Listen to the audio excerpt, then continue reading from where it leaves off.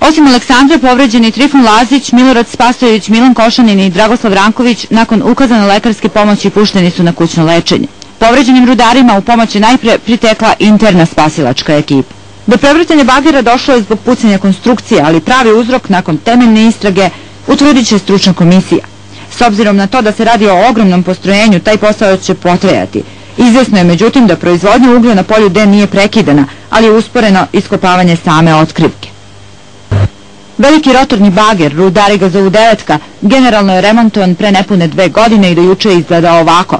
Raspon mu je 125 metara, a kapacitet u proseku 1.000.000 kubika jalovine mesečno. Prema nezvaničnim procenama za ponovno puštanje u rad trebaće najmanje 6 meseci, a njegova vrednost se procenjuje na više od 10 miliona evra.